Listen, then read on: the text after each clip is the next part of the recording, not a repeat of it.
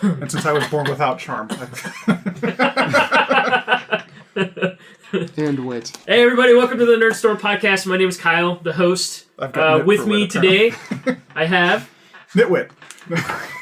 This is true. Nitwit. David. And not wit.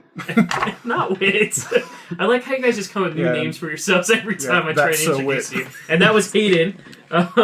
So today on the podcast, we're going to talk about the next generation. Because Blizzard's pretty cool. We like Blizzard a lot. We always talk about Blizzard. Fancast. Blizzard. Okay, if you haven't figured it out, we will talk about Blizzard every podcast without fail. Without fail. It's extremely hard. But no, we're going to talk about the next great iteration of the Ricketts clan and guessing the names. Christmas memories. Fond Christmas memories. He doesn't remember a lot of them, but he had some good stuff to give us. We helped him a little bit. We helped him out. We did help him. I explained it. Explained it, and then we talked about, the things mixed that we in there loved just about some real hard jerks of the wheel into the weeds. Yep. Yes. Lots of random geeky goodness is what I'm going to call it. And also, we really need your feedback. Please give us your feedback. Talk to me on Facebook and on Twitter. And enjoy the podcast.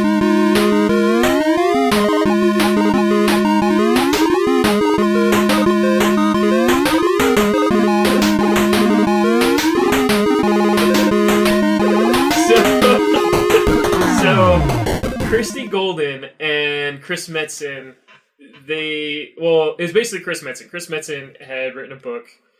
If I remember, it's called The Lord of Clans. It's called Nipple Rings and You. A self-help guide. And most of that book has been completely retconned. So when they announced that they were re-releasing that book in this new publishing arm of Blizzard, I was actually a little surprised by it. And the only thing I can guess is they're like, well, even though it was Chris Metzen that wrote the book, it still has, Christy Golden as the person who technically wrote it. Because I'm sure Chris Metzen basically wrote the book, and then he said, okay, here you go, Christy Golden. You're actually an author. You'll have a better idea on what to do with this. And then she just kind of looked at him and was like, you write gooder words on this. She probably looked and was like, it's a bunch of damn gibberish. I have no idea what I'm going to do with it. And, and then it gets put together. But, my brother has... So once upon a time, there was this orc. My brother personally talked to Chris Metzen about it. Chris Metzen does not have fine things to say about that book.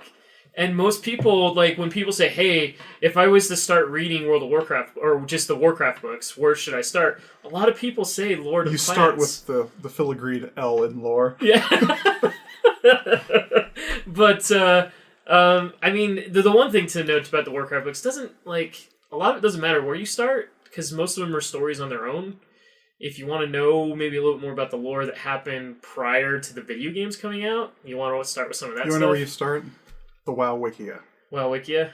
See, I have gone on there, and I know quite a bit about the Warcraft lore. Yeah, but you can go down that I get lost in. Yeah, get lost. I do the exact same thing with the Warhammer Wiki and the...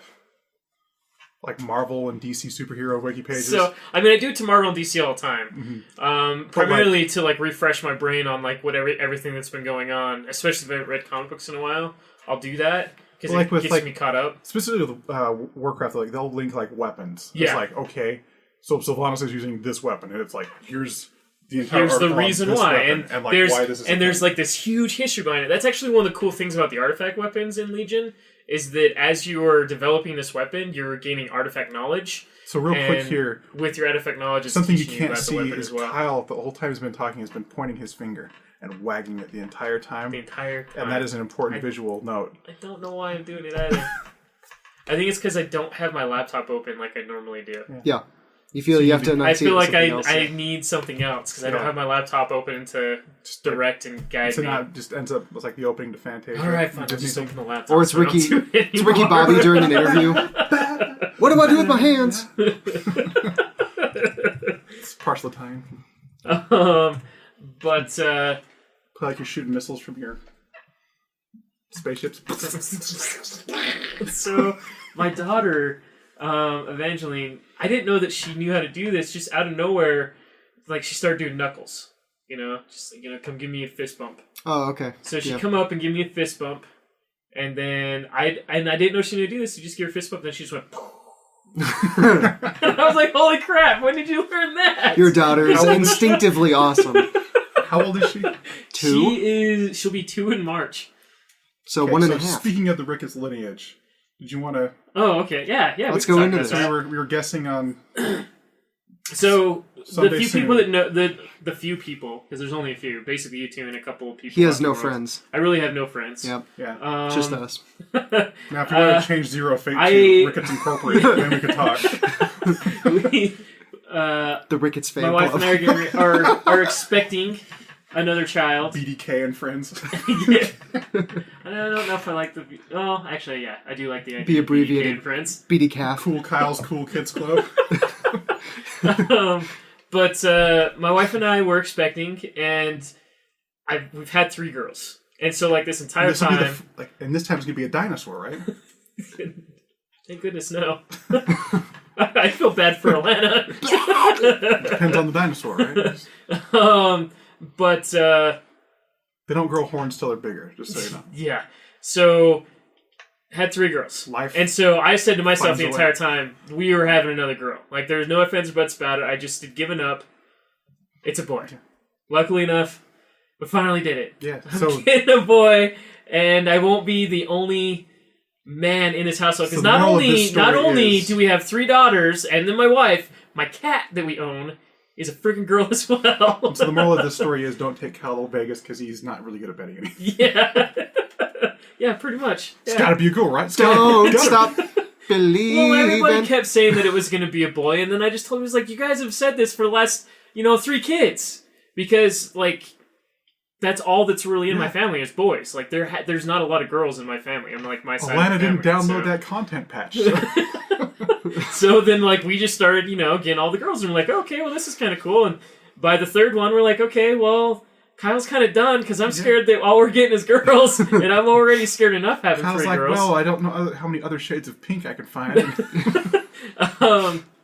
But we're finally getting a boy, and before the podcast started, we were kind of like Hayden and David were trying to guess names that Alana and I have already chosen. So, what are you guys guessing? I guess. You guys guess. Hal Jordan. Hal Jordan? Hal Jordan. No, that's not it. I guess Kyle 2. Kyle Because 2. Kyle 2 would be hilarious. Ronan. You also said Ronan. Ronan's good because hilarious. Hilarious. So now the question is I can tell you the name, but should I explain it? No, we need. Should I allow you guys to figure We out? should guess the Should we let you explanation. guys? We need to guess more. So, do we get a hint? Is it related to anything in general?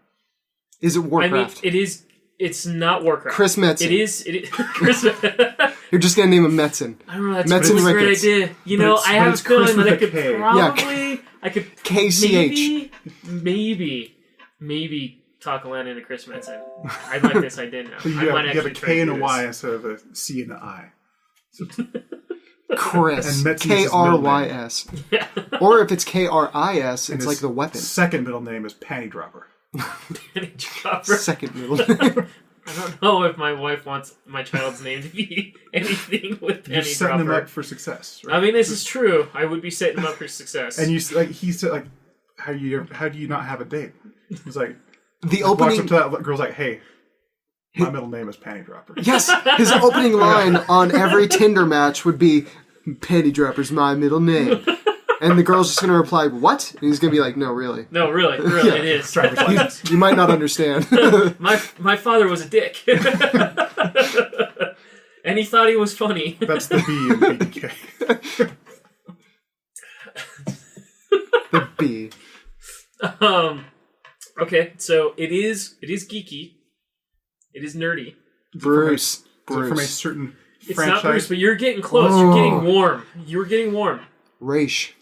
not That'd be rich. weird. That would be too weird. And Alana would not go for that. I mean, Foreign. you guys think of a name that Alana would probably be okay with as well. Yogi. Yogi. And that's like about as cold as you can get. It'd have to be Boo Boo, though. It'd have to be Boo Boo because Kyle is Boo-Boo, Yogi. Yeah. Hey, Boo Boo. Now I think I'm just going to do that it's to my time son just so I can. You're gonna put him. Boo-boo. You're gonna put him in a Let's picnic go basket. time to we're going right picnic to Walla baskets. Elena's gonna be the ranger, coming down hard on you guys whenever you're trying to have fun. But Elena, I was gonna play World of Warcraft. Okay, so he didn't guess Bruce, and that was Warm. So you're on the right track. So it's Batman related? It's Harvey. It's one of the names It's not of Harvey. It's one of the names of Robin, isn't it?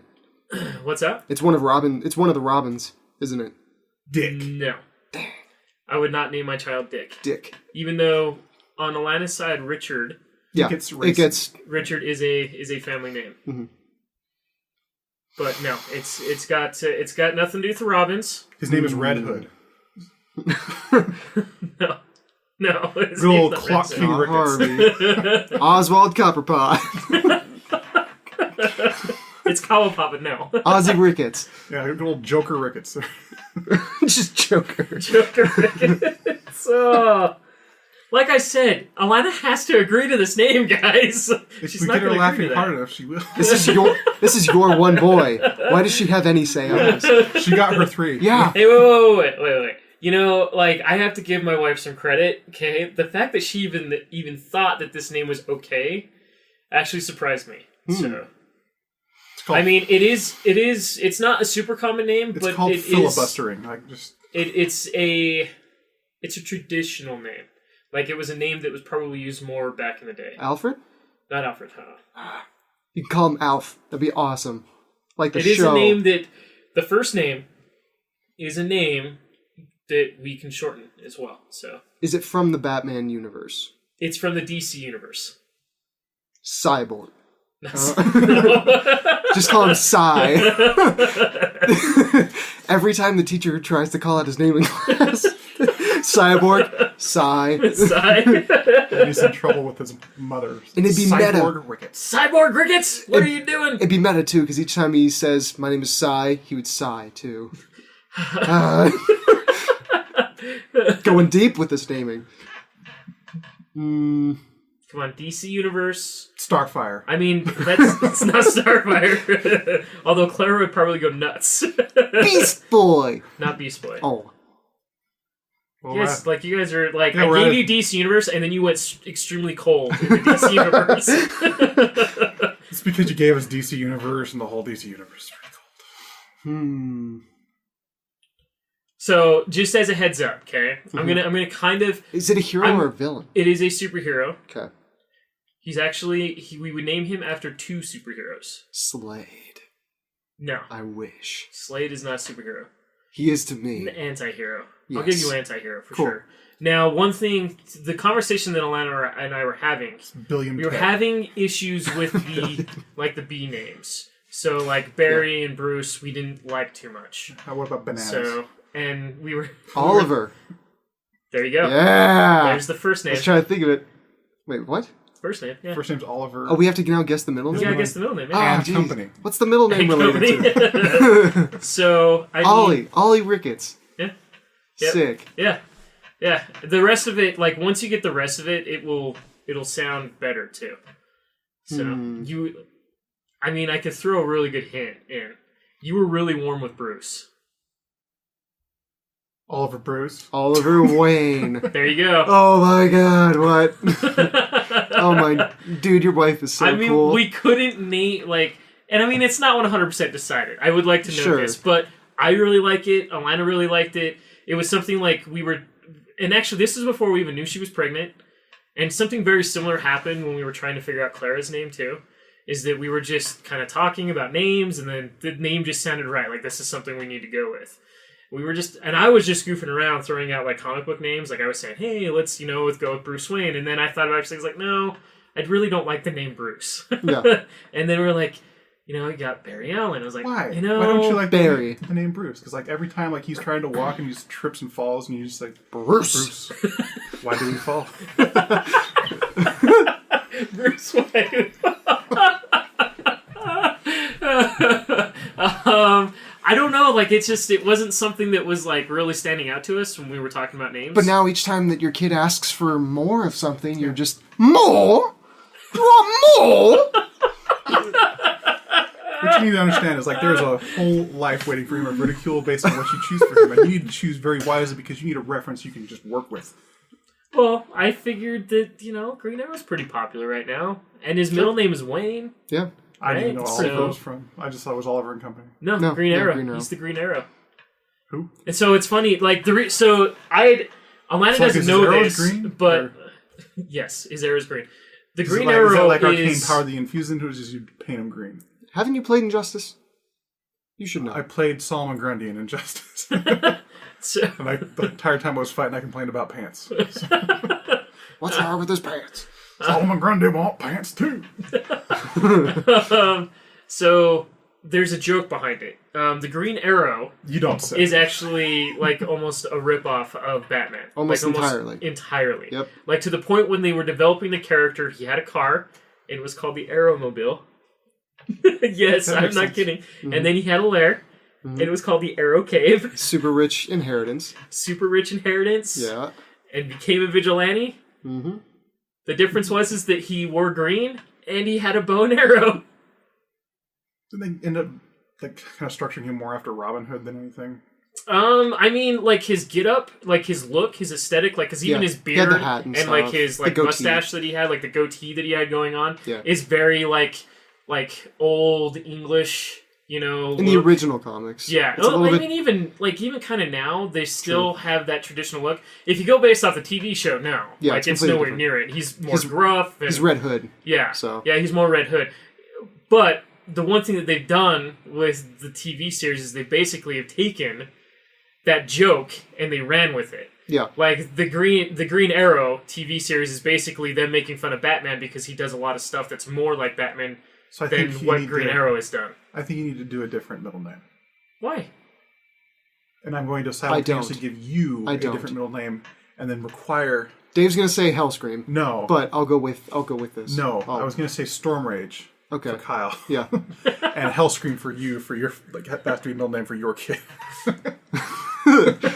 Hellscream. Because when he came out of his mama. No, I'm just She screamed like hell. Yep. I wished I was This is my son Bert Hellscream.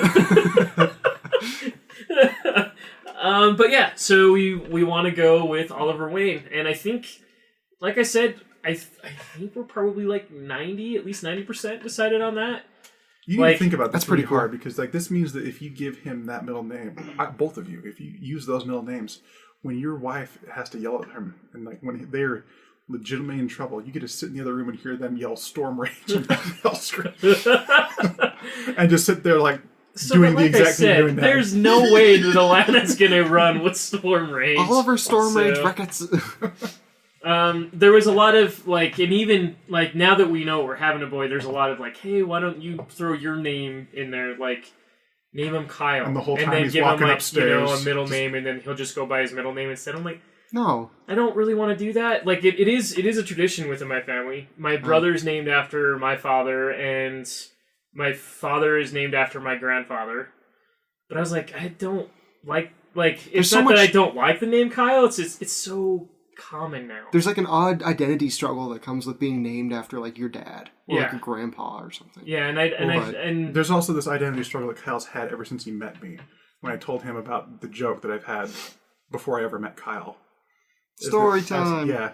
Whenever we'd play games online like Halo, and there was that one person you'd have like, okay, here's Dank Nugs 420, and then here's Dank Nugs 420, and the one in and parentheses. the one, yeah.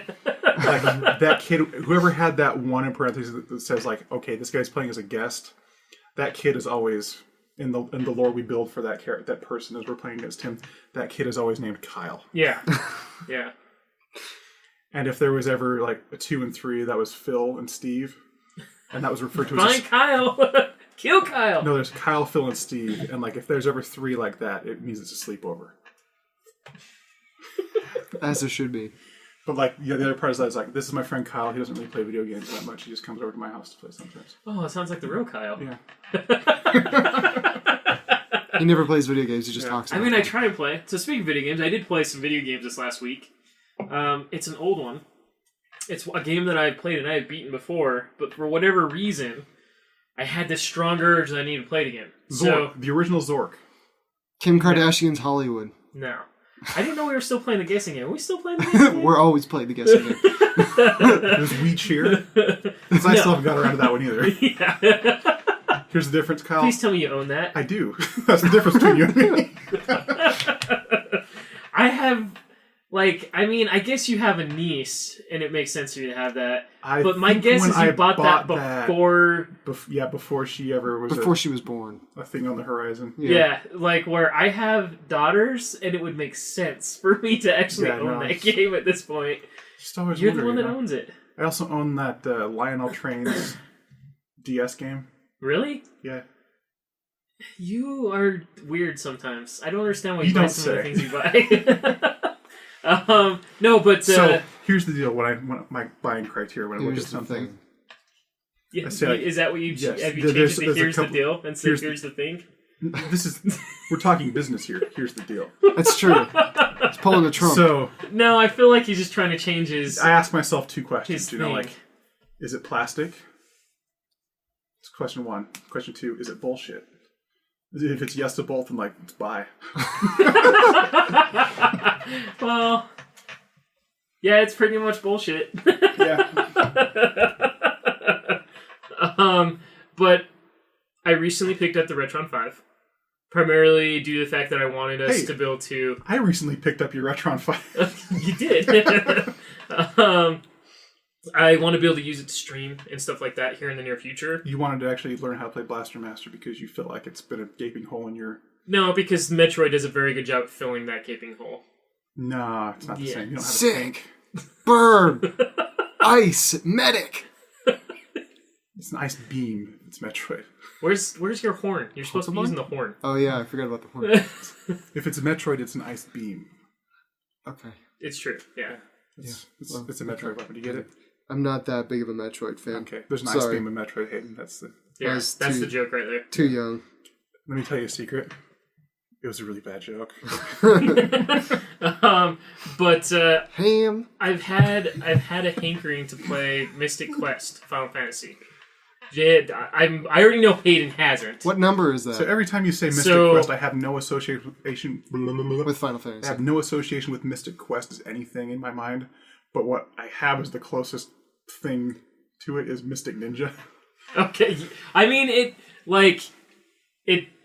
Mystic Ninja is probably a small upgrade from what Mystic Quest really is. I mean, to be honest, like Mystic Quest, it kind of holds a special place in my heart because it was one of the first games I'd played for the Super Nintendo that was like my Super Nintendo, and it was I guess technically the first real RPG that I'd ever played on the Super Nintendo. But there's a story behind Mystic Quest. Okay. If it's a Final Fantasy, then there better be some bullshit story in there. Well, in a world where did you know that the Japanese, and I mean they still think this, that America's filled with a bunch of idiots? Oh, just the Japanese think that? Well, I mean the rest of the world probably thinks that as well. But just the world back with like the video, we're talking about video games specifically. Okay. So this is an interesting side note here. You remember how? I think this is exactly what you're gonna like. How they used to do, like, okay, it's an American version of an NES game or SNES game, so it gets dumbed down for the American market. Yep. Yeah. I mean, technically, Super Mario Brothers 2 on the original Nintendo. Do you know that is happening with Western games that now go to Japan? Oh my god. I do. Like, first-person shooters are drastically, like, made stupid so that the Japanese can play them. Mm-hmm. And I think that is hilarious. It's gone the other way around. And also, like, gun safety and anime are, like, my two favorite things that just do not... Like, the incongruency is just amazing sometimes, where, like, a character in there will have a gun, and they will constantly have it in another person's face and just everywhere. Just, like, you don't intend to shoot this person. Like, here's a girl that likes a guy, and she's got a gun in his face, and it's like... It's always just, like, weird, like, anticipation, where he's like, you not do that. It'd be great if there was a realistic anime game one time, where, like, a girl trips, and, like, you can see up her skirt, and everybody's like, oh my god, are you okay? She's like, no, I fell really hard down the stairs. I got a bloody nose. Yeah, it really hurts. I need to go see the nurse. And then the principal comes down the hall and is like, your skirt's too short. In the anime, go home. Like, she would fall over and be fine and probably start laughing, and then there would be bloody noses on the men who saw her skirt. She would turn around and she'd still have that piece of toast in her mouth. Yeah.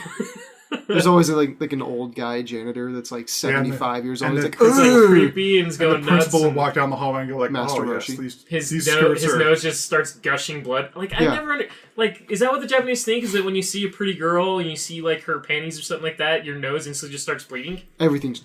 Yeah, just like, and it's not just bleeding. I No. It's like assumed gushing. that- It's it's I just volcanic. assumed that genetically, like the Japanese nasal tissue was weaker than other races.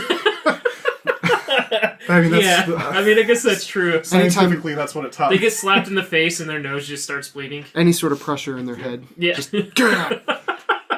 Kamehameha But, out the nose. So, Final Fantasy II, the original Final Fantasy II and Final Fantasy III never got released here in the States, right? Mhm. So, Square thought that there was no market for a Final Fantasy game. Weird. Boy, were they wrong. So, they decided to create a game It's about 25 called years early, but Final Fantasy Mystic Quest that they released here in the States that was super watered down from what a standard like JRPG was back then. It still had the turn-based and stuff like that, but you didn't have to play the other character. The other character could be on auto, and it would just do everything itself. Basically, it would take care of itself and take care of you, if need be. The main character didn't have a name. You just named it whatever you wanted. D's nuts. The story is super bad. And you could probably, like, you could beat it in a night, in like a day's sitting of playing a video game. You know, like, I would say 10 hours. Maybe 10 plus, maybe just buy just a little bit. It's a big commitment. I don't know if I can handle it. But I have a special fondness for this game because, I mean, the music in the game is actually pretty decent. Like, I didn't mind it. It was actually a lot of fun to listen to. And there were certain things that happened in the game that they weren't really doing in games at the time. Like, so for instance, Like, as you're doing damage to a creature, like, you could see the damage actually being done to the creature. And we're talking, this is the Super Nintendo. Like, Yeah. graphics weren't around to really do that. So basically what happened is, once you hit a certain mark in the damage done to the creature, like, it would look damaged. Or, like, it would be like, if it was a human, like, he'd be, like, amazed that you're doing the damage. Or he'd be like, no more, like, begging for his life. Changes And the sprite. it would change the sprite as you did damage to Wait, it, you which mean is to really tell me cool. that it wasn't just like a normal looking sprite and as you attacked it, it turned like darker and darker shades of red? No, it wasn't like Did darker and darker shades of red. Like the Did whole... it flash as you hit it? No, it didn't do that either. Well, this doesn't sound like a video game. You're making this up. This I'm is not making this Final up. Fantasy. Like, some of this stuff was like, and some of this stuff was really cool, and they never really did it in any of the other Final Fantasy games. So there were some cool things they did in this game, but the overall like breakdown of the game was just terrible. It's easy to play. Super easy. Like, the boss is a joke. There's an easy way of beating the end boss. You just cast Cure on him, and it kills him in one shot. Undead? Just throw a phoenix down at him? Yeah, like, it's like, and it's just a joke. The whole game is a joke, but they wanted to see if it had a market. It sold okay here in the States. So, like, okay, well, we got that Final Fantasy VI game we're releasing. Well, we never released Final Fantasy III in the States. Oh, well, we'll just call Final Fantasy VI Final Fantasy III in the States. They won't know the difference. You know, because back then, like, we really wouldn't. Like, we had no idea what was being made over there. Busy or being watching released Double there. Dare. It's the 80s. No, Yeah, no, busy no watching internet. Mark Summers on Double Dare and stuff like that. Yeah, watching them dump slime on people. And figuring it out. So and then that's, Final Fantasy. Well, it would have been Final Fantasy IV technically, as if 2 got released on the Super Nintendo. So, but what was funny about Final Fantasy IV that got released for the Super Nintendo, they did the same thing. They dumbed down the entire game. So if you play the version on the PlayStation 1, that is actually the Japanese version of that game. So there's actually bits and pieces that were never in the Super Nintendo one. Plus, it's harder to play. Like, the last couple bosses of that game are near impossible to beat. It's like, if there was a version of Dark Souls... And this is the game I'm supposed to play this year? No, you're supposed to play Final Fantasy 3, which is Final Fantasy 6. So I'm supposed to buy It's real confusing. I'm supposed to buy the Super Nintendo cartridge and play that? I mean, you don't have to buy the Super Nintendo version. Because I already the Super I already have that collection. I mean, the PlayStation 1 collection is just as good. No, the Final Fantasy 4 PlayStation 1 game is the one that's super hard. Like, the last 3 bosses of that game are nearly impossible to beat. Like, seriously. Did you ever beat the weapons in Final Fantasy VII? I did, yeah. Never did that. Really? We got gold chocobos. Well, I mean, if you did that, then you should have done everything else you needed to do to beat the other weapons. No, like the fun part was getting dumb birds flying around in the air. I hated doing that part. Like, I let my friend do that for me. I named them all after Dragon Ball characters. This one's Vegeta because he's The gold sassy. one was Goku. Yeah. Of course. But this is one of the things I want to talk about this episode. So, reminiscing about the Super Nintendo. We're upon Christmas, but we're about a week away. Actually, exactly 1 week away from Christmas. We're going to talk about Kyle and David's Christmas memories because Hayden doesn't know anything. Doesn't remember any memories. I'll say what I got, but it ain't much. Okay, guys, like, we need to give Hayden the perfect Christmas so he will remember it so forever. that he can forget it as well. I've had good Christmases. I'll explain it once it's my turn. Why don't we start with you? Oh, God. Do you... Or do you need more time? Well, I mean, maybe we should that's start fine. with you because yours is going to be Short. like ours is going to sound amazing, and yours is going thanks. to Yeah. like. Thanks. We'll do worst to best. I mean, Kyle's already putting it that way, but I'll just come out and say it. I don't need this podcast. I'll see you guys in 2 weeks. No, but really, I don't have a very good memory. Like, I barely remember anything in my life before I was like 8. So remembering Christmases is difficult. Also, Like remembering girlfriends, you know? yeah, I've So I mean, like one of those the are things, easy because they gave me a lot of problems. Okay. So when I met Hayden, he would ask me questions about certain things, like watching like geeky nerdy stuff and things like that. Like, are that you should supposed to watch. leave the keys in the back room? And yeah, no. But he would write these. He has a list that he puts on his phone, and I asked him, I was like, "What are you doing? Like, you're writing everything I'm telling you down?" He's like, "Oh no, like I need to. I won't remember this stuff unless I write it down." I was like, "Really? Like you can't remember a name of a TV show that I just told you?" He's like, no. "Well, I will remember it now, but like when I get home, I will have no idea that we even had this conversation." So I wish Exactly. I would do that with some Yeah. things because, like, it's a level of organization that I just don't have. Like, I end up just using my mind to do all that stuff, and like, there's things I just forget. Mm-hmm. But I know that, like, if I would write it down, the act of me writing it down will make me remember. So I wouldn't even need the actual list. It's just the fact that I wrote it on a piece of paper or something or typed into my phone. That's what I learned from school. I thought you learned that from your dad because your dad does the same thing, or was it your mom? I don't know. I thought you I remember feel like telling me it's- like maybe it you was should your have wrote dad or down something. who taught that you. has, Yeah, like, maybe bad- I should have. I thought it was like you were telling me that like your dad has a bad memory too, so he writes stuff down to He help does- him remember things. Yeah, Or I guess maybe it I was guess your he does do that. Yeah. He like texts himself Anyway. and like sets stuff, and he has other people try to like remind him of things instead of Take himself. us back, Hayden, to the Smith household. So Christmas morning. yeah, the point of this segment is to explain like what our best Christmas was. Essentially, I like mean, the for like one best child. Christmas, like I wanted to go more like nerdy / geeky. I Yes. wouldn't say best. I would just go like fond Christmas memories. Yeah, like and it does like it could be multiple. Like Yeah. I'm okay with that. Well- Mine will probably end up kind of being multiple. So. I guess the one that probably sticks out the most is back in December of 2005. I got my Xbox 360. My really the first console I was super involved in. How old were you? Just for So let's see. That was what 11 years ago. So I was 12. I'm sorry, you guys were 20. I hate you so much. I know. I was in the military. I'd like to note this. I was working at Target. And that was a bright-eyed 12-year-old boy sitting at home with my Xbox 360 that my uncle got me. So, What game did you get with it? I don't remember. But I remember loving the console. mine was I Need for was Speed really Most stoked Wanted. about it. Would you remember if we Most Wanted. mentioned it? Yeah, did that come out?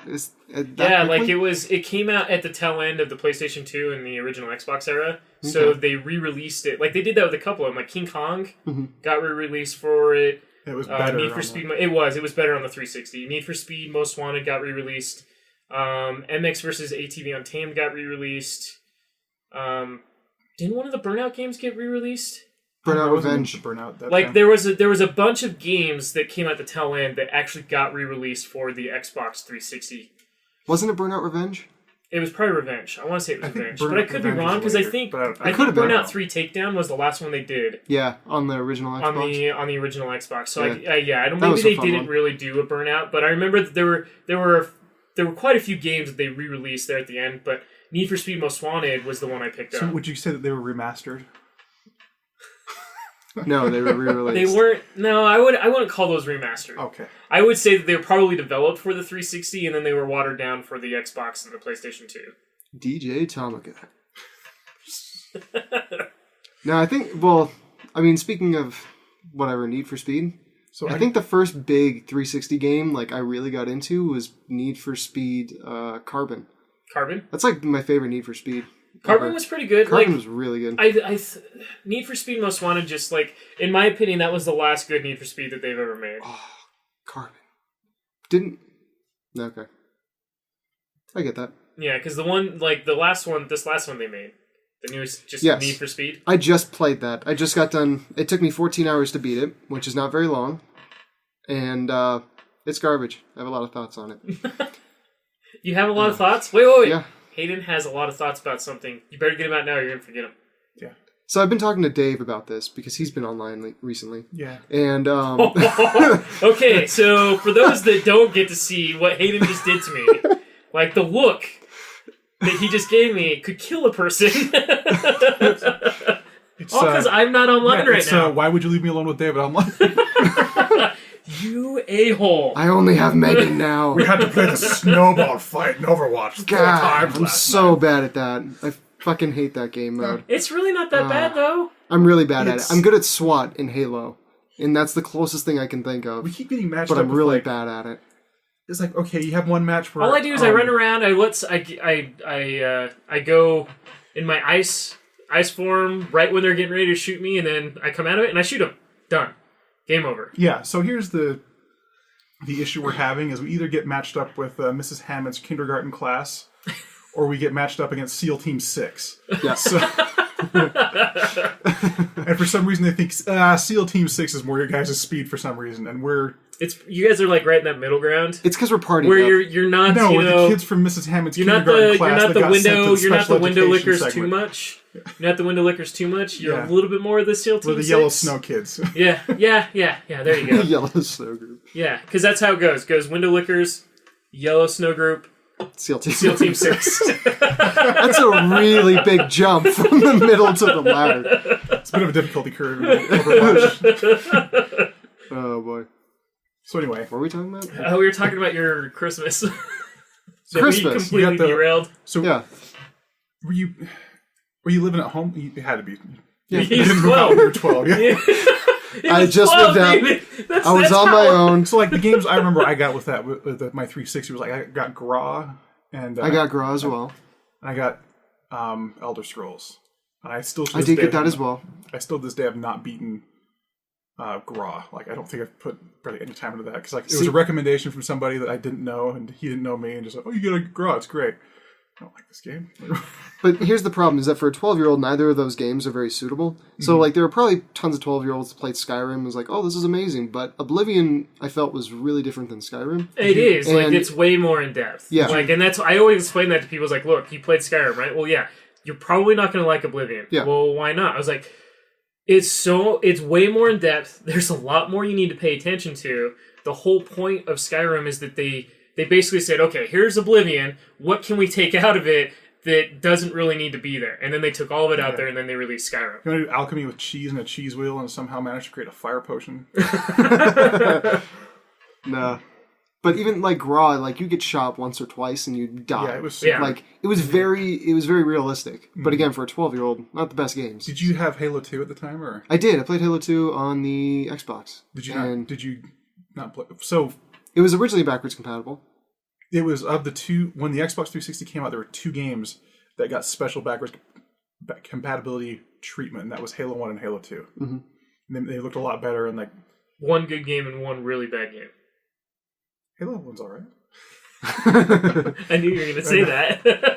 Halo Like, 2 is great. I Halo- loved Halo 2. Whatever. Well, it was about a Halo 2 's the year worst until Gears of War came out, so like Halo 2 was the most played thing on Xbox Live. Yeah. And I played that as well. one. Yeah. Yeah. Then Gears of War came out, and you're I'm like, trying to let's go back to remember Halo everything 2 because they didn't really get the freaking matchmaking. Oh, okay. No, I remember what I got with my 360. It was Need for Speed Most Wanted, like I said, Okay. Oblivion, and Dead Rising. Dead Rising. And Dead Rising ruined my Xbox 360. Much like it ruined a lot of people's Xbox 360s. That was a launch title.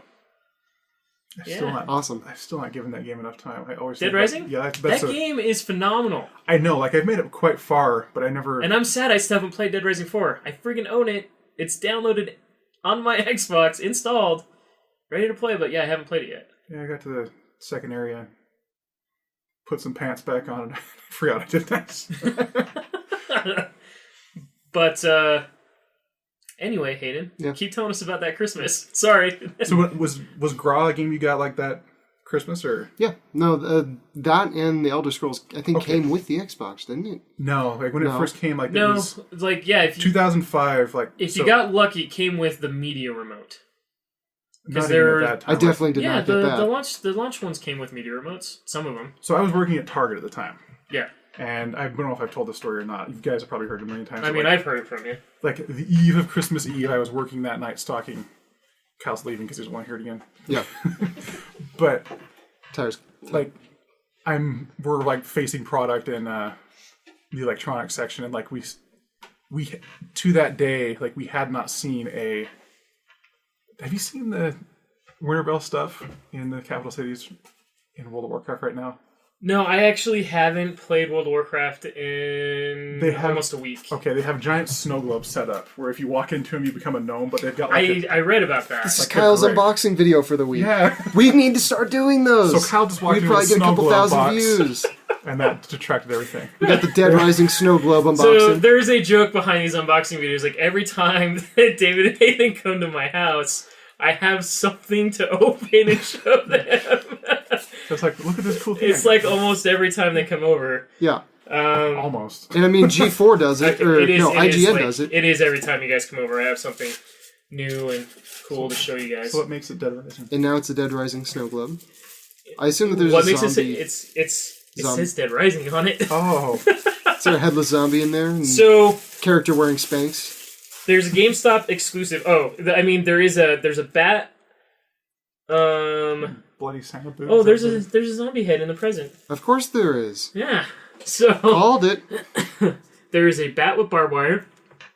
Okay. Let me stop shaking. And I'm sorry that I totally like derailed both your guys'. It's all Christmas related. Christmas stuff, but so there's a GameStop exclusive if you had Dead Rising 4 pre-ordered. I'm taking this. And it is a Christmas globe. A little snow globe that has a tree in it and then some presents underneath the tree. And one of the presents actually has a zombie head in it. The other one there's a Frank West's camera is underneath the tree. And then there's a baseball bat with barbed wire on it. And then a couple other presents that are still sealed. But, and then it says Dead Rising 4 on the front of it. And there's a nice little Santa hat on the top of the Christmas tree. Which is not a correct application of the Santa hat, I'm just going to say. And this is also a weird snow globe. Inside the snow globe, there's so much of it. When you use it, you can't see Yeah, it's kind of the opposite of a snow globe, where it looks like a freaking blizzard instead of like a gentle snow. It's not gentle at all. Like, it's like, holy crap, there's a hurricane of snow coming through. Yeah. Blizzard should make a snow globe that's just snow. Just so much snow. The Blizzard snow globe. But yeah, no, I actually meant to pull this in before we even started the podcast to show you guys. But when we were talking about the Xbox 360 launch, Dead Rising being one of the launch titles, I figured that might be the fourth iteration later. Yeah. Oh I guess the third iteration insane. Later. Yeah. So anyway, Target 2005, December 22nd. Then I have December 22nd. We're in there.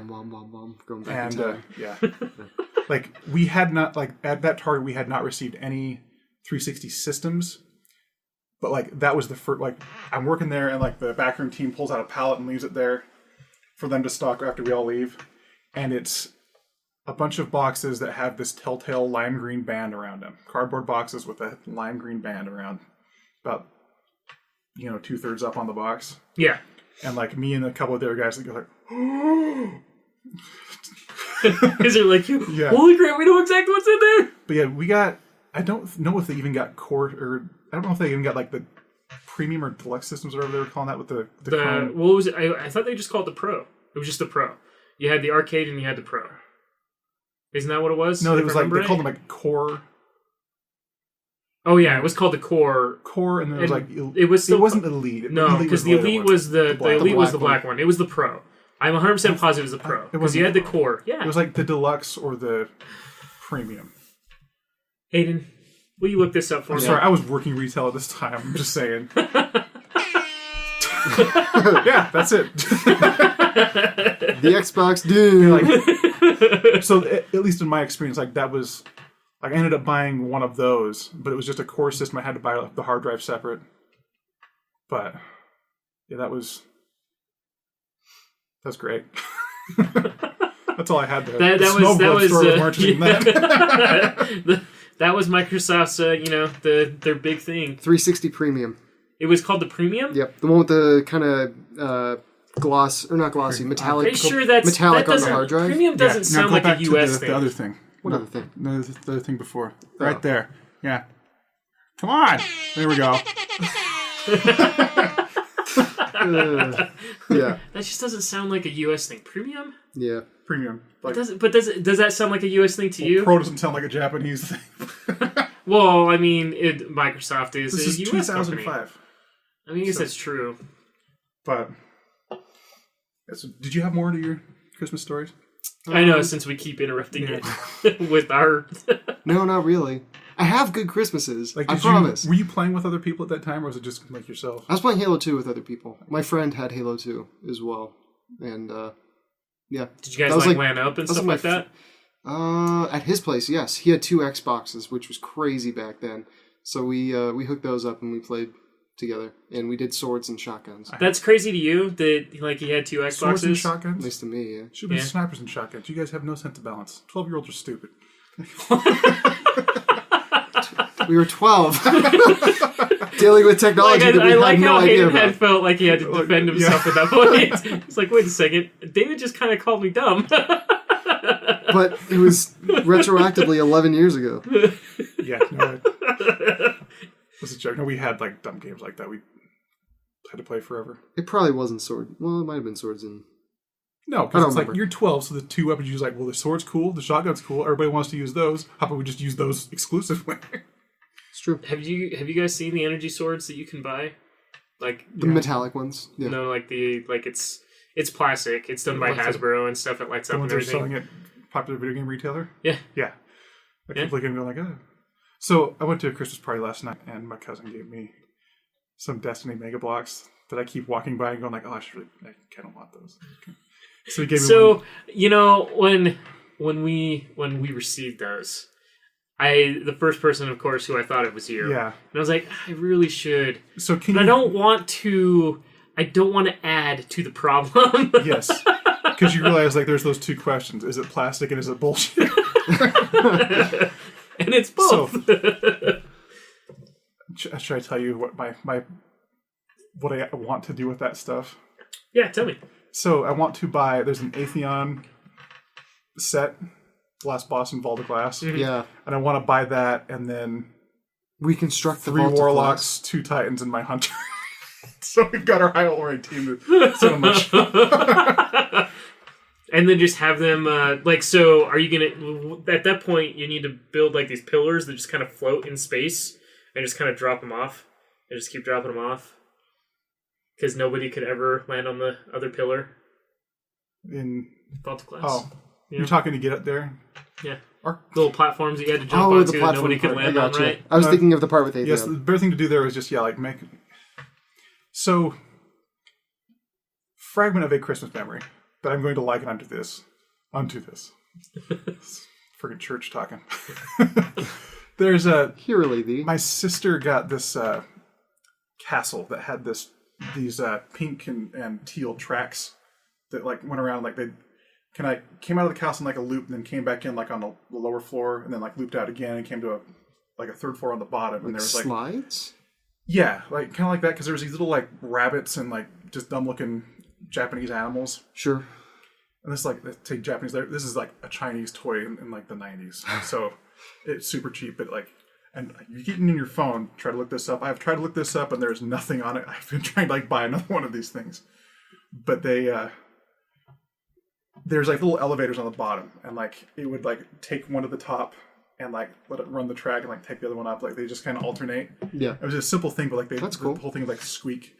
Like I kind of want to like get something like that, except like just rewire it so it just takes like a Destiny Mega Block man up and just dumps him off a cliff, catches him at the bottom, puts him back up there, and that's Vault of Glass.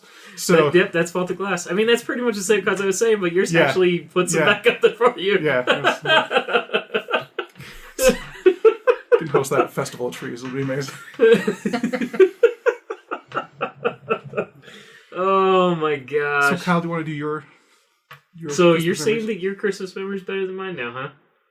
I mean, I didn't want to. I just was being a gentleman. Do you want me to go first? He's going to take up the rest of the time. Yeah, no, I'll go next.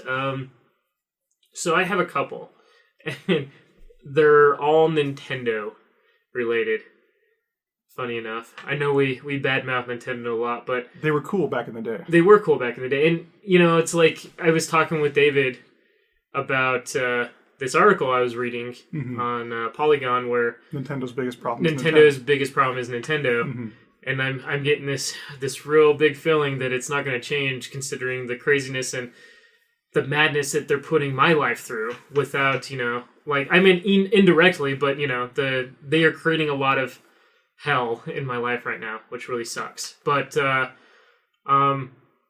Super Nintendo is, and I know I reference a lot, it's probably, it is, it's still in my mind, the best console that was ever made, hands down. Some of the best games came out of that console. Some of the greatest development, you know, marks that created a lot of the stuff that we get today. Archetypes came out of that. Formed their archetypes that like later genres are like that kind of defined a genre. Yeah, like so. For instance, like let's take one of them specifically. We'll say Link. Okay, Legend of Zelda was hugely popular on the original Nintendo, right? But there wasn't story really behind it. I mean, all you were is you knew you played this guy, and you went on an adventure to That save was the dangerous to go princess, alone. and it was dangerous to go alone. Dangerous to go alone. Yeah. Take this. So, like, but there wasn't a whole lot more. With the Super Nintendo, the graphics went 16-bit, you know, first and foremost, instead of the 8-bit that we had. And so everything looked a tad bit better. And then they built story into it, and they had these amazing soundtracks to the games. Like, some of the music in some of those games is just incredible, considering they put it on a 16-bit cartridge. Considering they And- now play it at concerts now. Yeah, and now we have games that, you know, are 80 gigabytes that we have to install into our systems primarily because of the sound in games. You know, in my mind, But- the Zelda soundtrack was just as memorable as Avril Lavigne and Burnout Paradise. You know, hey, you. I don't like your girlfriend. Dude, No I way, don't- no way. I don't I like think the you Guns N' do. Roses song. Take me down to a bed. I hate Wait, that you song. Burnout hate Paradise Paradise. City? Ah. You hate? I don't like Guns N' Roses. It makes You sense don't 'cause like the Guns N' city- Roses? And I Do don't you- like Do AC/DC. you not get it? They are What? acquired tastes, in my opinion, Really? because of the singing. Some of the greatest rock What? groups of all time. Well, Wait, I would wait. say AC/DC is the best. Like bar but none. like you like Guns N' Roses and AC/DC, right? I like some Guns N' Roses. I like most AC/DC. I would define AC/DC as like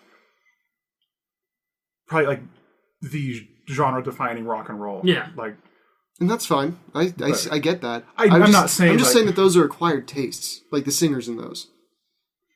Because I Guns N' understand Roses. that. I don't ever want to be the. I know what And you're then getting at. Like this is AC/DC I feel like amazing. you're baiting me here, but I'm also just like I got to that point where like I don't think it's acquired taste. everything isn't for everybody. You know, Like those it's two totally those fine. two Like, That's bands entertainment. are like two of the most popular hard rock bands of all time. Yeah. And you're saying that they're acquired taste? Yeah. And I'm 23 For- and I for listen him, to at like least it metal is, and yeah. all that sort of stuff, but it's like to me some those people are don't still really care for Spinach. I don't know if you can call it acquired taste. I think you should just say you don't like them. Don't say they're acquired taste because, like I said, those two bands are two of the most popular bands of all time. I would say, I mean, here's with understand music what at you're least. Acquired taste. The reason why I say it's acquired taste is because you might not like something caviar is at acquired start. taste. Like not everybody likes caviar, but there are a few people that like caviar, so that's an Okay. acquired taste. To me- No, like you're saying you're talking about AC/DC and Guns. The other one you said Guns N' Guns N' Roses. Like, you're talking about this is vanilla ice cream. And To me, that's not vanilla he's ice saying- cream. Yeah. Beatles is vanilla ice cream to me, but like acquired taste to me is something that you experience the first time and you're kind of like, I don't know, and then the more you listen to it, the more you enjoy it. Mm-hmm. It's like people that drink beer. So First you're time you telling me drink beer, that it's horrible. if I forced you to listen to more Guns N' Roses, If you force you to listen to and more I Tiny force you Tim, to listen to more AC/DC, No, you would actually start liking it. But that's the thing is that some people just that doesn't happen. There's- Like that happens for most, like a lot of people. Like everybody when they first try beer, it's horrible, and then some people because they keep drinking it, they develop end a up taste liking it, yeah. for beer. For me, that's not the case. it's I get drinking sicker and bread. sicker. It's just So- like a loaf of bread, but it's liquid. So no, the more you make me Solid listen to proper AC and vitamins and AC/DC and nutrients. Guns N' Roses, the more I just You just wanna, get drunk? I just want to kill you just guys. get drunk more Oh, God, or sicker. You get sick. it just sounds annoying to me. For me, like when Really? you look at Yeah. the video, Back like, in black. It's like That was great too. That's too bad that you hate AC/DC. Again, I get their music. I've listened to plenty of it because my dad likes AC/DC. This is a but- whole new side of Hayden. I don't know if I can like Hayden as much anymore. Oh, that's fine. Also, point like My Christmas story was the worst, and I already said I'm out, so... We haven't even gotten to Kyle's Christmas story. we haven't even gotten to Hayden's feelings on Jimmy Fallon yet. So. Nope. let's let's leave that for another podcast. That's for another day. That's going to take like He all might day be to talk another about. acquired taste that I'm not fond of. You've at least seen like the live videos of their concerts, though, right? Where Yeah. it is just Mick Jagger it's not chilling even out on stage. uh, It's showmanship. I get it. AC/DC. Well, I mean, I just mean like when you have AC/DC on stage, and like it just pans camera over, and it's just like, and here's people. Yeah. For as far as the eye can see, just Well, see, people. that's my point. Yeah, and it's just like That's what I'm nobody saying. else Like does that. these bands are some of like the most like Guns N' Roses come back and they sound terrible at this point because Yeah. they're so old. They're like 80. And there are people, like millions of people, that are going to these concerts because Slash because all they're fat now and- 82. no, like Axl's all fat. I think. Axl's, yeah. Axl No, is, Slash Axl's will be work. cool to the day he dies. Or until 'Cause you that find out is that his what- hair is a wig. Once his hair sca- falls off like, on I'm not TV. gonna lie, It's that sewn actually onto the scares hat. me. It has to like be it at is this something that I think about all It the time. has I'm to not be gonna at lie. this Like point. this is like Like that is one of those things I actually do think about. Big top hat just is topples Slash's his at head. hair one point, real like at this Slash's point? hair and hat is going to be something you can buy in like a Disneyland shop. It's going to be the hair, Well, and then the I glasses mean- are going to be attached to the hair as well. What? Probably back in like the late '80s, early '90s. That You probably pay for was the something you glasses could buy separate. back then. Probably. You pay for the glasses separate, just like the Jack Sparrow stuff. You buy the hat and wig separate, so they can hit you twice on it. So back to my story. Wow, we totally got derailed there. Like that had nothing to do with anything we were talking about. At that It's a hard point. left into the weeds. Yeah. So, Super Nintendo, one of the, like I said, one of the greatest consoles of all time. And like Dave was saying, you built some of the archetypes and structures that we get in most video games nowadays. Chrono Trigger kind of became the archetype for like a modern RPG after that. Yeah. Yeah, And I think exactly. Final Fantasy VII kind of redefined that in a lot of ways, Mm-hmm. but I still think Chrono Trigger had some better solutions. Yeah. Yeah. No, I'll agree with that. So, wake up Christmas morning, couldn't sleep all night Oh my because I'm God. like, Santa, he's You going to guys be here so anytime excited. now. And Santa, bring me a there's, super Nintendo. there's going to be toys downstairs, and it's going to be stuff that I don't even know what's going to be down there. Like, So- I asked for this, but there could be so much more. Because I'm not gonna lie. Like, I didn't grow up in a family that had a lot of money. There was a lot of money outside of my family. Like, other parts of my family had lots of money, but my family, like, we were poor. Like, we couldn't afford anything. So Christmas to me was like the only time of year that I got almost exactly what I wanted, or I actually got something. You know what I mean? Without having to like beg for it or try and work super hard for it. And so getting down there at Christmas, and I have to thank my grandparents for this because I know it had a lot more to do with my grandparents as far as getting a lot of this stuff. But we got the Super Nintendo. Okay, it was already hooked up. It was ready to go. We come downstairs and I see this nice piece of gray, beautiful technology. Because with- that was the seal of quality, and in 1990 was gray. Yeah, Like that is gray, the black gray glossy and plastic gray and like this of like 1990. purplish blue color. Yeah. Like it's like it was down there. and Legend of Zelda: Link to the Past was in it. Oh my That's gosh! Like so. Oh my gosh! This game, like just turning that game on and playing the first time, just that Kyle's wearing a Zelda shirt right now. I am wearing too, a Zelda so- shirt. He's doing jazz hands about the Triforce. Yeah, the Triforce is coming down and it snaps together. They were like, it was and like then the Master glossy Sword gold, comes down and Legend of Zelda pops up. Like it just like it was amazing, and I went nuts and I played the crap out of it. And to this day, I play that game at least once a year and beat it entirely. Did your parents do the thing where like it was? You remember like the commercials in the '90s where, like, the cheese commercial where it's got like Santa's going from like house to house, and like he goes to the little girl's house and she's set up. Or sorry, I described this wrong. So the commercial starts like a little girl waking up on Christmas morning, and like the dad's kind of falling behind her in like a bathrobe and boxers and a wife beater. Oh yeah. And like he walks into like the family room, and like there's just like the room is just full of stuff. Like she's got a boat and, and there's like a horse and stuff. Like Santa's so like, yeah, like and he goes like, "What did you leave for Santa? Like what kind of cookies did you leave for Santa?" I left him cheese. Like, but you know, like that idea of like here's like a presentation of like yeah, like no. And that's exactly what it was like. So I would walk into the room. I know I went straight to the Super Nintendo. But your parents like they try to set that up. You like looking back, you kind of think they set that kind of stuff up. Yes, they did. And the year I got the Super Nintendo, it was funny. My dad was actually he was passed out on the floor. I know that they were rapping all night long. He probably only went to sleep for maybe an hour tops. Mm-hmm. Like when we would get up in the morning, like I'm talking, it was early in the morning. Like I'm saying like 4, 5 in the morning. We were already downstairs and we are digging into those presents. Like there is no ifs, ands, or buts about it. That would happen. And that year, like not only did we get the Super Nintendo, that's when GAC was super popular. Nickelodeon GAC. Yeah. And we got some of that. Donkey Kong Country, we got that. That game was incredible. Like Super Mario World, like we got so many great games that year. And but yeah, no, like there was always like seemed to be a presentation to it. Mm-hmm. Like it would wrap around the back of the tree. Mm-hmm. It would kind of come up the wall a little bit, and it looked like there were a ton of presents there. It's like in my brain, it looked like we were like in a forest of gifts. Yeah, it was like you came down on Christmas morning, and it looked like you were in that commercial with the little girl who gave Santa cheese. Because it was just like there was everything there. And even though you probably got like maybe, I mean, it was probably like in the neighborhood of 10 presents, but you thought we had everything. Like, I got 100 presents that year. Yeah, I got all of Donatello. I got a Ninja Turtle. I got a Raphael Ninja Turtle bike that year too. Like I mean, like this year, like I don't think I will ever have a Christmas that will beat that year because of everything that we got that year. It was incredible. That's so sad, and you have kids now too. Yeah. So no matter what they do for you, every Christmas through the rest of your life, it's like it will never be as good. Your kids. What a year that I got the Super Nintendo and my Raphael Ninja Turtle bike. What a great father! Kids come in and they're like 30 years old. Like, Dad, we got you a Christmas present. It's actually affected me. Is it a Super Nintendo bike? Alana and I, we have arguments. Like I try to outdo that Christmas in my head for my kids. Like I want to. That's the watermark.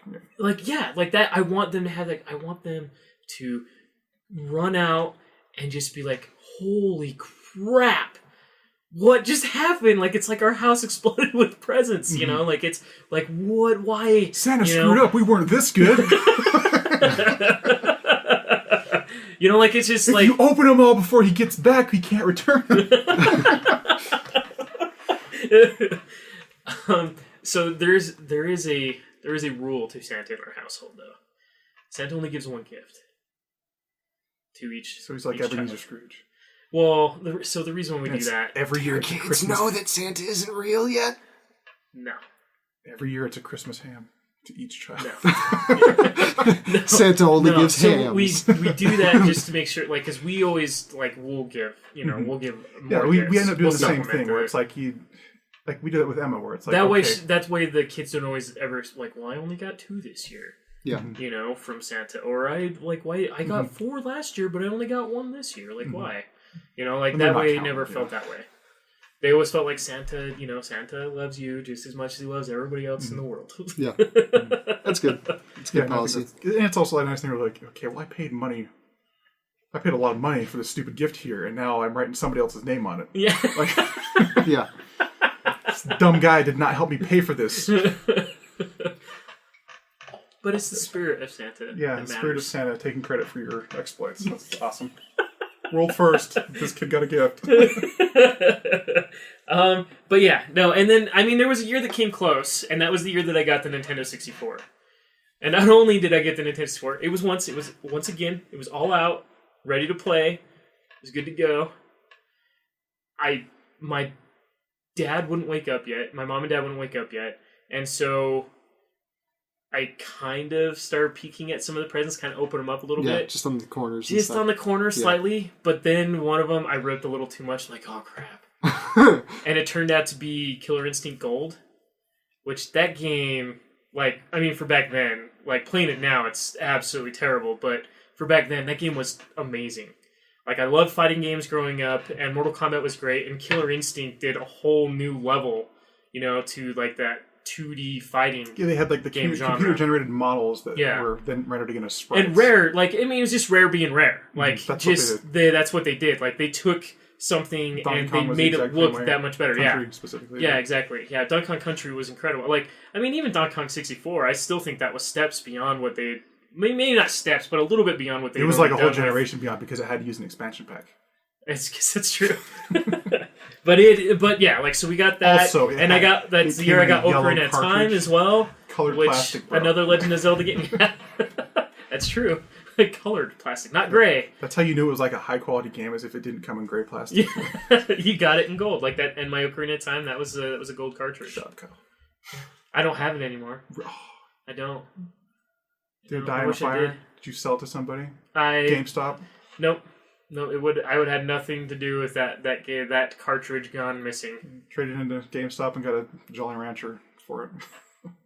I know that GameStop was a thing back then, but it wasn't really a thing in my life. Ebb Games. Yeah, it would have been. Well, I think it would have been Software Etc. Software Etc. That was Babbage's. Or Babbage's. Babbage's. Software Etc. and Babbage's is what it was in Layton Hills Mall. So I got a Ocarina of Time shirt from Babbage's. Really? That was one of the last products I bought from there. No, the last product I bought from there was the collector's edition of Halo 2. Dave, do you want to talk about yours? Yes, and I'm glad I let Kyle go first because a lot of his are very similar to what I have. It's one of the first, we got our Super Nintendo one Christmas. Remember, we got Donkey Kong Country, and I spent the day playing that. Oh my gosh! My brothers and I, we played the crap out of that game. We got, I don't know if Star Fox was one Christmas as well, but remember we got that, and I played it so much I actually ended up breaking the game somehow. Strangely enough, I never owned that for the Super Nintendo. I played it because my friend got it that lived around the corner from me, but I never owned Star Fox for the Super Nintendo. I didn't own a Star Fox game until the 64. Sweet. So we've lived in the same house since I was born. Mm-hmm. I was born in the house, my parents have been there for maybe 6 months. But living in the exact same house, we used to have our Christmas tree down in the living room. It's a 3-level split. Or in the family room. And that was better for when we were growing up because we get every 3 years or so we get bicycles. Yeah. But those were exactly what we're talking about, where there's that spread of presents that just looks like there is a million things in here. I will spend all day in here opening presents because there's so much. And then it's done in an hour. He's like, really? That was it? So that was well, it's now time to put Legos together. Yeah. So this year, I realized that I didn't ask for Legos from anybody. So while I was out shopping for other people, I bought Poe Dameron's X-Wing. Because it was on sale $20 off at Walmart. Nice. So I could put that together on Christmas Day. Don't you mean his R-Wing? No, because that's when I was talking about actual Star Fox, not Star Wars. God. But I can't... He's you know what? I didn't screw that up enough in the last podcast. Yeah. I really need to just come back there and just take a big dump on that joke. I need to reference it. Dave made a joke, and I just got it. So, knife in the neck. Yeah. But I can't help notice that you didn't say a single... Do you have a single favorite Christmas Or is it a couple? It's kind of a couple because like that. Those are like when I think of Christmas, like we'd open our gifts and like our grandparents would come over, and like they would bring us gifts. Like this was when I was younger. When they got as I got older, turns out they got older too. What? It's weird. Like they started like not leaving their houses, so we would just go to their house and okay. Like And celebrate Christmas there. Mm-hmm. There was one Christmas where one of my grandparents, like we had, like my parents were taught on money. I know this now, but like we had, and we had essentially 2 Christmases. And at my grandparents' house, we opened. It was just all clothes for the year, and it was like we were just going. We had like one toy. I think we opened each, but it was all clothes, and like we were kind of. And isn't that like the way the grandparents' Christmas goes? Like, like even with my grandparents, like they would we would usually go give there. us a neat toy. It was always just clothes. Like my grandparents were, but like I said, I think that's because they'd helped a lot more with the other stuff that we got for Christmas. My grandparents were pretty. My grandma was pretty ancient. Not ancient, like she was. Jeez. No, like she was actually... Man, Hayden. That was hardcore right there. Get the funny up in this. My grandma was like with it and on point till the day she died. Like she That's was... good. Mine's that way too. Like she was she had wit and just... She was there with like on a knife point. Just That's sharp, rad, man. On point like a Vulcan's ear. Just... But But yeah, like she would help my parents hide gifts at her house after the year we started looking for them. Nice. But like we would usually get pretty good gifts from them, but like just that one year where like my parents were super low on money, like we ended up having a smaller Christmas at home that we didn't really notice at the time, but we had like there was just a full Christmas for us at their house. We went up there and got just clothes for the year. Mm-hmm. And it was, I know it was a blessing, but yeah, like it was, like that was one I really remember. But yeah, the Christmas with Donkey Kong Country on the 64, or not the 64, Donkey Kong Country on the Super Nintendo, because I spent all day playing that. And yeah. As I recall, that game got super hard in like the later levels too. Well, I think I kind of sucked at that because I remember playing the first water level for a long period of time. Just because it really stuck out to me. Because like, oh man, I'm swimming. Like, this is crazy. Like I'm swimming. I'm riding. And then I'm riding on a swordfish. Swordfish. Mario ain't doing this. Yeah. Yeah. F off, blooper.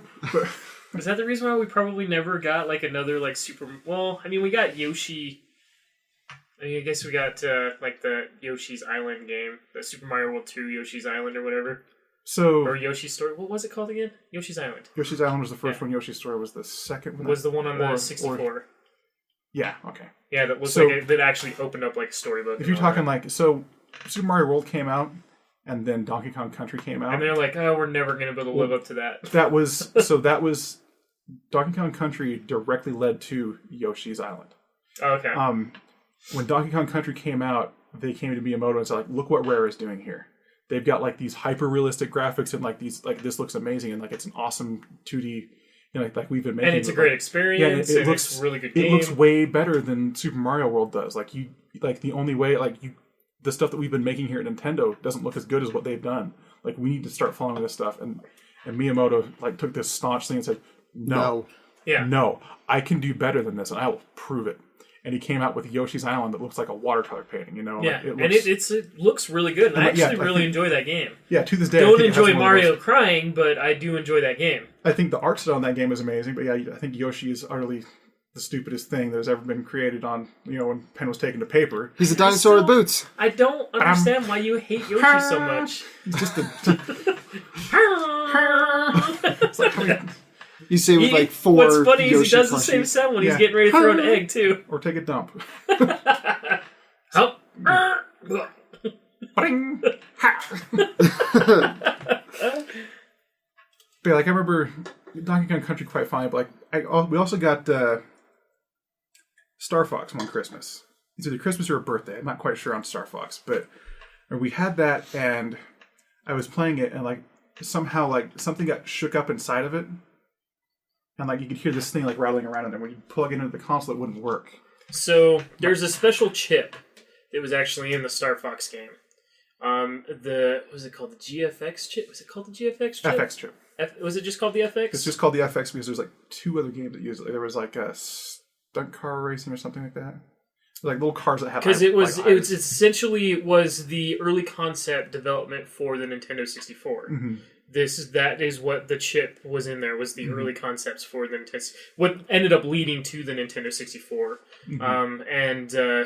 yeah, that's what was in there. So and it was definitely a lot heavier than the rest of the chipset on the board. So I do remember hearing stuff like, I mean, this was like later on in my life that those chips would bust off. Okay. Inside the cartridge. So that's probably what you were... I don't think it was that, because the rest of the story is like my dad ended up like taking the shell off of it, and we could plug it in to the console like just as the board, and it would work that way. Oh wow. So this leads to part 2, is if you flip it around backwards and plug it in, it fries the whole machine. Seriously? Seriously. So, and that's what I did one day. Crap. Is like I had it backwards and I didn't know it because it fits in the exact same way. Yeah. The reason they have those shells is so you can't do that. So that is something I did not know. Sucks. So, and this as I'm thinking about this, like this is probably years in advance because years down the line. But like we ended up one year we plugged it in backwards and like fried the console, and so like we couldn't play any Super Nintendo games anymore. So that a few Christmases later, the 64 comes out, it had already been out for a while, but you could. Sorry, Hayden, you crack me up. No more squeaking. That's what I'm here for. This frickin' table. Destroy everything. But yeah, so the Super Nintendo was out, and Ocarina of Time came out. I didn't get a gold console, but I got a bundle that came with a gold controller for the 64. Okay. Yeah. And like that was like I used that like that as probably one of the most worn controllers I have. I don't think I ever saw like the actual gold console. It wasn't a gold console; it was just the controller. Well, they had a gold console though that they released alongside Legend of Zelda. Like, wasn't it bundled with it? Like, you could get the gold console, you could get Legend of Zelda, and it came with the gold controller, all that stuff. The console itself, for this particular bundle, it wasn't the console that was gold; it was just the controller. Oh, okay. But yeah, like that. I believe that Christmas we all got different colored controllers. Oh, okay. And you were the lucky one that got the gold controller? I got the gold controller, yeah, because I was the oldest. But yeah, like, we got Ocarina of Time. Like, I had played Ocarina of Time at somebody else's house. I was like, this game is amazing. Like, I basically helped. The kid was dumb, so I had to solve everything for him. Yeah. But also, like, I didn't get A Link to the Past when that came out. Oh, really? Like, Ocarina of Time was technically my first Zelda. Like, I borrowed Link to the Past from another kid, and I absolutely loved it. But, like, I borrowed it for a day, and then he wanted it back. And so it was, like, just enough time to, like, look around. Like, I beat the castle, and I looked around the town, like, this is amazing. And then he wanted it back the very next day. So, this was a couple years after. Yeah. So, we got Ocarina of Time in 64, and then we also got a brand new, like one of the slim Super Nintendos that was bundled with A Link to the Past. Oh, okay, yeah. And so that was like that those two combined, like that was the Zelda Christmas where I had those two games, and like I actually I played a ton of Ocarina of Time, but I went back and like I played that and you're like, okay, now I'm going over to A Link to the Past, and like I played that like almost more hardcore than I was playing the Ocarina of Time. Ocarina of Time. I'd still tell people like Ocarina of Time is great. Don't get me wrong. I absolutely love that game. I will play that game a lot too. But A Link to the Past, in my opinion, is the best Legend of Zelda that has ever been made. Like, hands down. Story's great. You got 2 different worlds that you're running around in.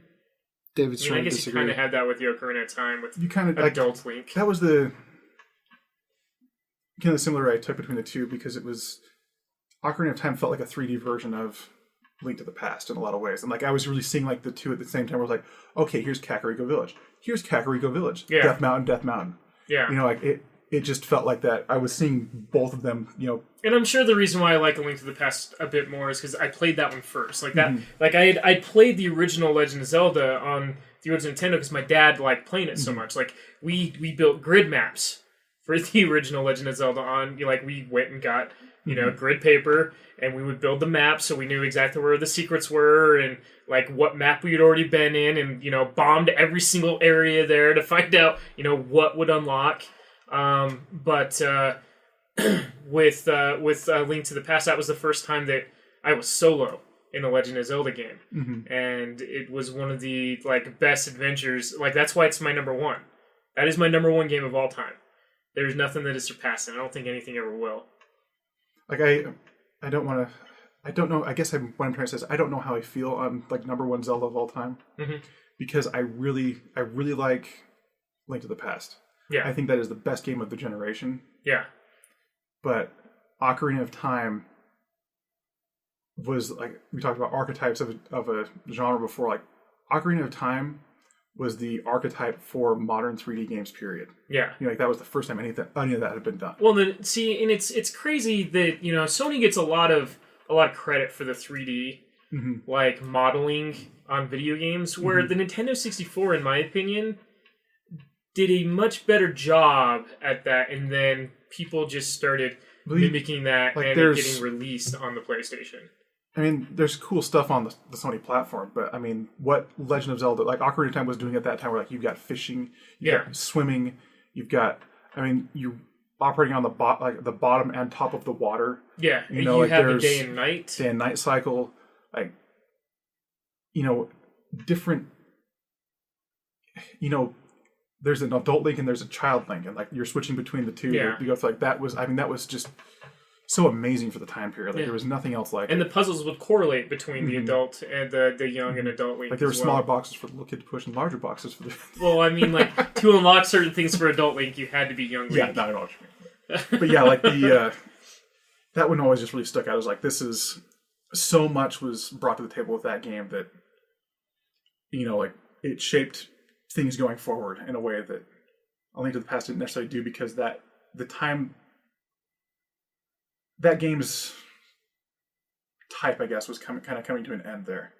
Whereas you can argue the 2D game that seems to have stuck around the most has been the Castlevania Metroid genre. Yeah. And it's the easiest to kind of develop for. People always seem to have a fondness of it. It's the most popular and the most well revered. Whereas and like I said, I think let's ask the developer, is that a game archetype that's kind of easy to build upon? Which one? Just the 2D side-scrolling action platformer, like Castlevania or Metroid. Nowadays, it's super easy. You see it all the time with a bunch of indie games, especially the most popular ones like Super Meat Boy and stuff. Yeah.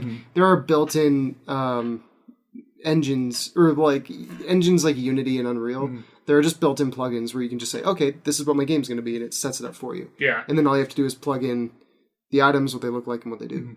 And I do want to bring one. I know, just because we're on the 2D, the Metroid Castlevania stuff.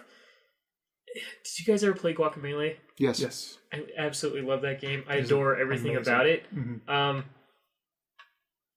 GameStop. They created that publishing house for video games, right? Yeah. For indie developers. Yeah. So they recently went and talked to a bunch of these indie developers have already made video games that have only gone digital. They never did physical versions of their games. They're doing physical versions? They're doing physical versions of these games, and they have them already. Is that and why? Not only did they do this, but they're limited edition tin cases. No. Oh man. Guacamelee is one of them. And it looks so good. Why, every time I come over here, you tell me something I need to buy. It's going to be next week's unboxing. It is. Oh my gosh! And I was like. Is that why they did Overcooked as well, or was that? So I think you're going to see a lot of stuff like that. The whole idea behind Game Trust is they're not looking to. And maybe eventually they'll develop a AAA title, but they're only looking to do the smaller indie type title. Oh, like No Man's Sky. No, not like No Man's Sky. No, that's Sony. That's their take on the indie project. but they want to work with these indie developers because some of these developers can't find a publisher to get their game out. And some of these games are incredible, but the publisher doesn't want to take the chance for it. This is something I thought they should have been doing a long time ago, and think they should be continued doing to now again.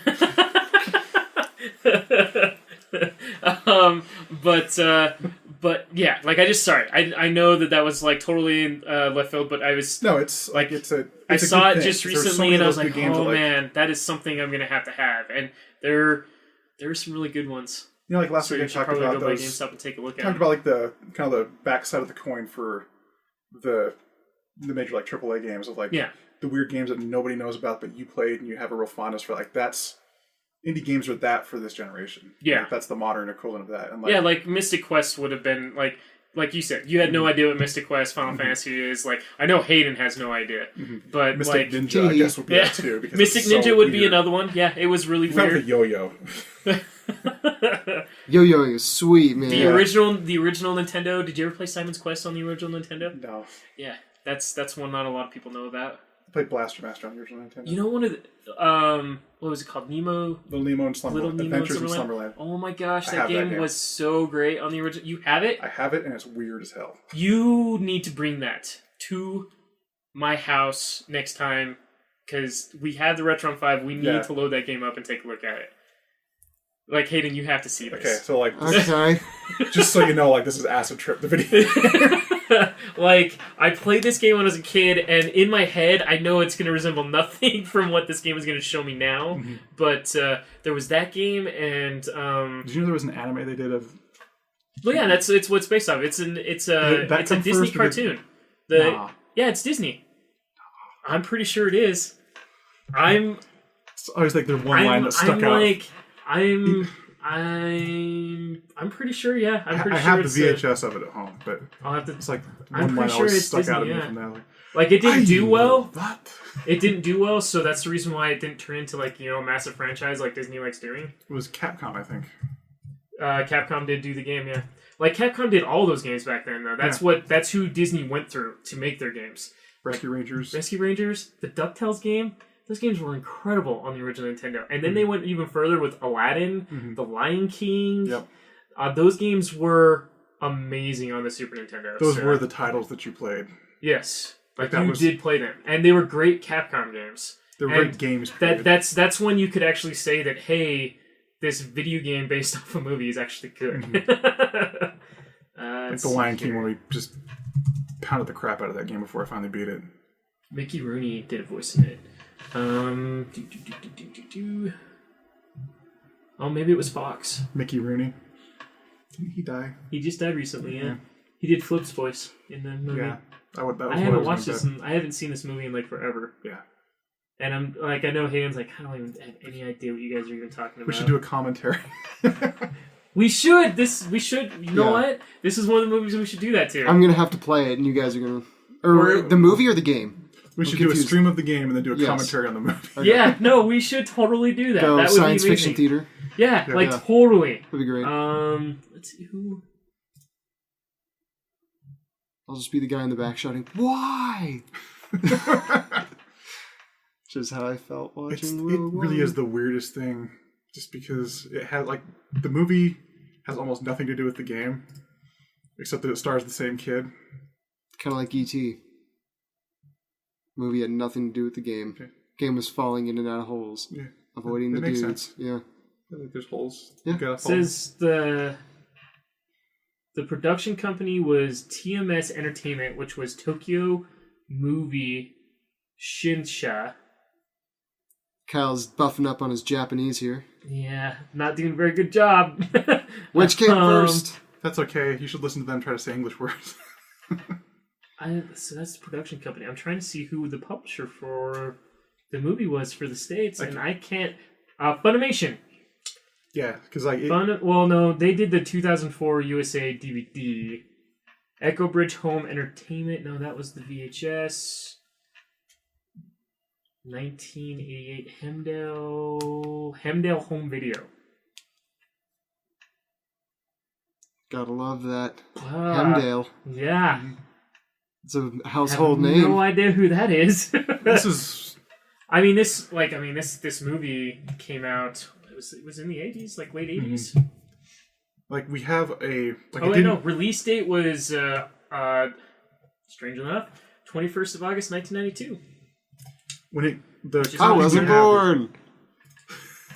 I was just about to turn 7. Did you have VHS tapes when you were a kid? Yeah. Okay. Yeah. It's like it had like the nice plastic ones. It didn't have the case. Sorry, the case it came in was like one of those nice Disney like white plastic ones. And I think that's part of the reason why I thought it was a Disney, like it was a Disney, because it looked like it. But yeah. But no, like that movie as a kid was a lot of fun. Mm-hmm. Like it was kind of terrifying too. Yeah. There are definitely some scary parts in it. But it got really dark, but there was always kind of like this. Well, now looking at it, like it's an anime. Yeah, it is. It is like an anime, and it was like kind of the first time where you saw that much, at least for me, like that level of detail that anime kind of brought to animation. Like Beauty and the Beast was kind of a, like that was kind of a one-off thing. Like the Disney things were one thing, but like your normal like, it was something you didn't see in a theater. Like it was just. So on the same subject, I had this old paper I wrote up for an English class, like when I was in junior high, and it is on like I was talking about like some experience you had in your life, and like mine was like the first time I saw Dragon Ball Z, and I just have nothing but gold to say about Dragon Ball Z. Well, I mean, and it is written in the most dramatic way, like I've just like this is the defining moment of my life. The television set flickers on. It takes a second for everything to define in color. That's great. That is so awesome. The first thing I hear is like, Frieza! And then there's yelling I'm for just 20 talking straight about the art minutes. style of it. I'm just going, oh man, I don't have anything good to say about Akira Toriyama's art style. If I can find it, I'll print it off and we can read it on the podcast. That'd be great. So we're going to bring the podcast at a close with that.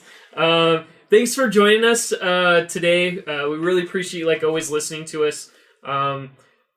Like we told you, we are now on most podcasting apps because we're finally loaded up on both iTunes and the Play Store. Tell your friends. So tell your friends. Tell your friends. Tell your mom. Do all that stuff for us. Tell your mom's friends. Please listen, download. We still are on YouTube if you want to listen to it on there. At this point, I mean, like you don't have to. You could definitely download it and listen to it at your own listening pleasure. Discretion. But please subscribe, share the crap out of this thing. Let people know that you enjoy listening to it and that they can start enjoying listening to it. Next week, we're going to be talking about our games of the year. Don't really know how it's going to work out yet because it's the first time I've ever done a game of the year through podcast without just talking amongst my friends like, hey, what game do you like this year? Nerdstorm Finest. The Nerd Stormies. Because you're bringing up the Nerd Stormies. I actually kind of like that. Because you brought up Nerdstorm. Remember, you can either find us Nerdstorm Podcast through those podcasting apps, or if you looked up Damaged Eclipse, you can find it on there as well, because that will be the it's our company name. Company name. I really don't know why you didn't want to have it be something toilet in the title.